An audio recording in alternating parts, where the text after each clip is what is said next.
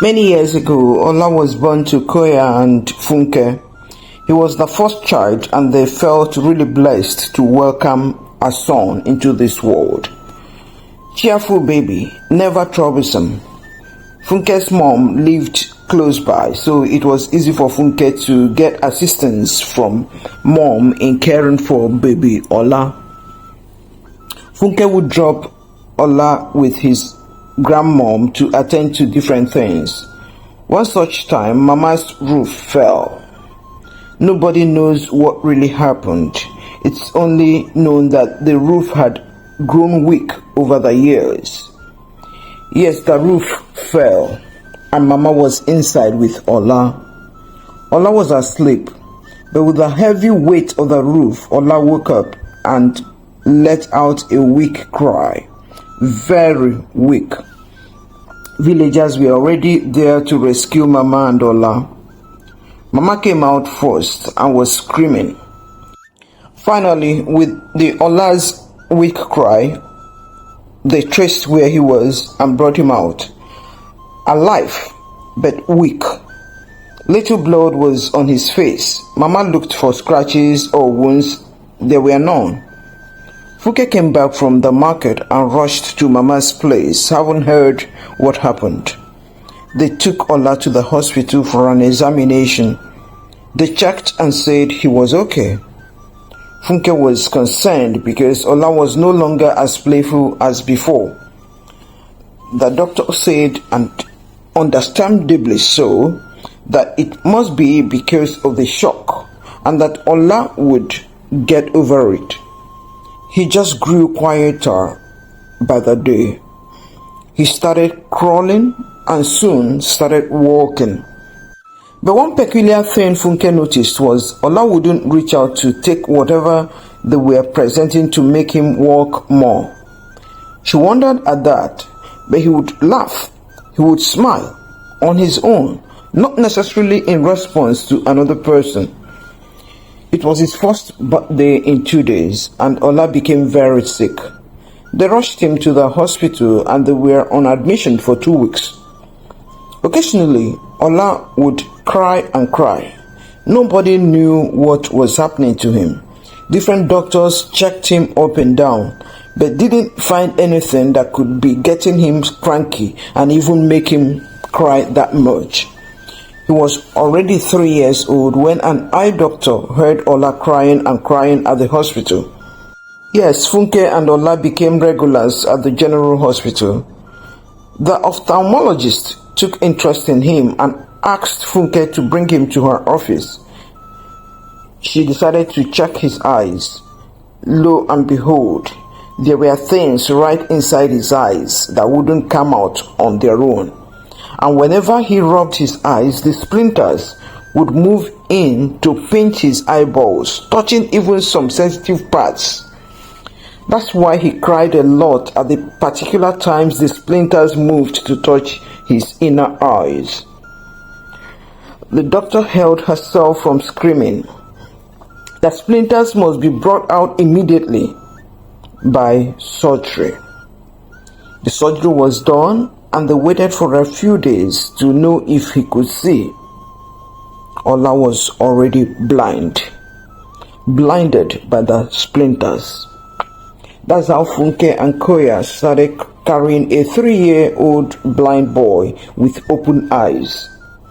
Yes, he was blind, but his eyes were open. They were open, but he wouldn't see a thing. Fortunately, by the time he was 7, Koya and Funke heard about a special school for the blind where they taught them to use Braille. Ola was just a keen learner. He loved to read and write with his Braille. Ola was an excellent student and he kept up this excellence through secondary school and the university. He studied economics and made a first class. Ola was soon employed in Federal Ministry of Education in Abuja, Nigeria. He had a very close friend on campus. She hails from another state, a kind and intelligent lady, and she loved Ola. One of the things Ola did the moment he started earning was to build Grandma a small house. Of course, for his parents, Funke and Koya, he built a big house. Ola, though blind, was a most lovable young man and very cheerful. He was undeterred by his seeming disability. He had very sharp senses, very sharp senses. He could walk around alone mostly. Yes, completely unassisted, except that he uses a walking stick sometimes while walking around. He employed a driver to chauffeur him around. Things were going really well for Ola. Now Ola wants to marry. Who did he think of? His campus friend who had remained in almost constant touch with Ola. Betty is her name. Godly, kind, intelligent, considerate, loving, loyal. These were qualities Ola noted about Betty. And he felt that Betty was beautiful because his male friends would tease him and say, Ola, this your chick is too fine. Oh. If you don't want to marry her, tell me, I will marry her within 2 months. Ola would laugh and throw a joke at the person saying, you are not a good man. She will not agree to marry you. Leave her alone. And they will all laugh. Ola asked Betty if they could have an evening outing together. She agreed. Ola packaged something for her and put in his pocket. Ola sent his driver to pick Betty from the secondary school in Abuja where she was teaching. And they went out to dine and chat. It was a good evening. After eating, Ola said, Bet. That's what Ola fondly calls her. Bet. I have been thinking and also praying. We have been very good friends from our university days. Is it possible we make this friendship permanent? That is, as permanent as permanent. Betty looked at him and laughed. Ola, but we are permanent friends. Is anything happening against our friendship? Ola responded, Chai, Bet. You have remained your simple, positively unsophisticated self. Bet, will you marry me? I have loved you from the first time you became my friend and stuck on campus. I want us to make our friendship permanent by marrying each other. Please say yes, Bet. Please say yes. Betty was sober immediately. Tears clouded her eyes. She said, Ola, marriage is best with the person you deeply love, no matter what. I have long prayed about this, and I know I love you, and I want to say nothing else but yes. Ola hugged her and put a diamond ring on her finger. Betty looked at the ring and was shocked. A diamond ring. Thank you, Ola, thank you. I believe with God's grace we would remain friends and good with each other, even inside marriage. We shall build a great marriage and a beautiful family that would impact many lives. Ola hugged her again and told her, Bet, I will do everything to protect you, to love you, to help you be what you really want to be, what God has created you to be. I love you with my whole being. I'll be there for you always, Bet. Thank you for accepting me. I would always be there for you. I would love you with my whole everything. Thank you. They both agreed they needed to get the consent of their parents. Ola took Betty to his parents and they were very happy. A beautiful Betty for their blind though successful son. Wow. 2 weeks after, they drove to Ibadan where Betty's parents lived. They prepared and received them warmly. Ola introduced the topic that he wanted to marry Betty. Then Betty's dad said, Betty, my dearest and only daughter, thank you for honoring us by bringing this young man home to see us. Yeah, you want our consent to marry each other, right? Well, there's no point beating about the bush. You will not marry him, Betty. You will not. And so, as you go back to your place, undo whatever you did already and get out of any agreement you reached with him. I will not have my only daughter marry someone of his caliber. Ola heard this, and instead of being angry, he was smiling. They left there. Betty was angry. Ola said, "Bet, you shouldn't be angry at your dad. He's not to blame. Why would you blame him? If you were in his shoes, would you be excited? He only sees that I am blind, visually challenged, as they call us these days. But that's all he sees. He doesn't know me for who I am and for what I stand for. So, Bet, please, don't be mad at him. We could put our heart into persuading and convincing them that I would be able to take good care of you." And remember, he spoke for both himself and your mom. Betty agreed. In about a month, Betty went home to see her parents again. Her dad bluntly refused to give his consent for Betty to marry Ola. She begged and begged. She decided to go meet her dad's best friend and speak to him. The man assured Betty that he would convince her dad to let her marry the blind suitor. So the next day, while Betty was there, the man came to talk to his friend Betty's dad. Betty's dad roared, and while shaking in a fit of rage, he said, "Over my dead body would a blind man marry my daughter? Over my dead body!"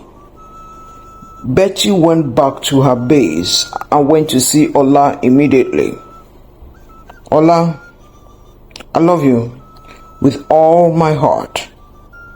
Daddy said over his dead body would he allow us get married. I have tried everything I know. You are such a kind, loving, and great man. You are so godly. There are many women who would love to marry you. I don't want to keep you waiting. I prefer to let go on this while you go and marry someone else. I will remain your friend." Ola said, "Betty, don't you think we should put more pressure on him? Maybe beg more, allow him time to get reconciled to the issue of a visually challenged son-in-law? Can't we wait longer?" Betty said, "Ola, I have known my father for decades now. Except God comes down physically to speak to him, he will not allow this be. He will not let this be. So let's leave it. I don't want to offend him any further. What do I do with the ring?" Ola said, "Bet, I will not take back the ring. Sell it and use the money. You have been truly amazing. It is painful, Bet. There's nothing more I know to do. I don't want to start a family on a wrong foundation. Otherwise, I would have eloped with you. But what's that in aid of? We need his blessings."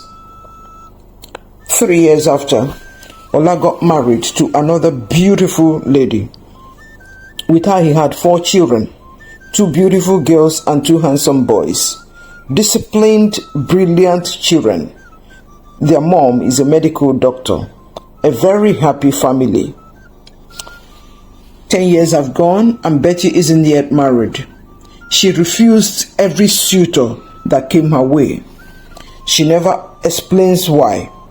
In a few years, her dad died. Another few years, her mom passed on. Ola remained a friend to Betty, his wife too. His wife treated and regarded Betty as her own sister. They would both gossip about Ola and laugh. Sometimes Ola would get to know that they said some funny things about him and he would so laugh. Soon, Ola's wife, Soki, became very sick. Being a doctor, Soki's fellow doctors threw in everything they knew, but Soki was getting worse and worse. They flew her to a great hospital in the US. She was there for 3 months, not getting any better. Eventually, Soki said that she was tired of fighting and said goodbye to a heartbroken Ola who was always by her bedside. How was he going to come back to Nigeria without his darling wife Soki? How would he explain to the kids that their mom was no more? Ola was simply devastated. Many were praying for Ola. The love between him and Soki was palpable. They both knew it, and many knew it. How would Ola survive without Soki? It's been 12 years now, so the kids are no longer babies. They know how to obey instructions, so handling them was somewhat easier. One day, Ola invited his kids to a round table talk and said, I want to remarry. I need someone that would help you as a mother. I have someone in mind already. I don't know if she would agree, but I want to sound you out to know if you would want me to get her here for us. The first daughter spoke up. Yes, Daddy, I would want someone I could call mommy again. I miss mom a lot, a whole lot, Daddy. Sometimes I have questions about things I know only a woman would know, and I can't ask you. Ola laughed and said, Beauty, you could ask me, oh, I know many things. Beauty said, Daddy, no, get us a mom. The other kids echoed, Get us a mom, Daddy. Now that Betty's two parents are dead, Ola decided to go back to her. He asked her out again. They went for a walk in the woods this time to allow them time and privacy to really talk. They talked about so many things. Then Ola asked, Bet, why did you not marry all these years?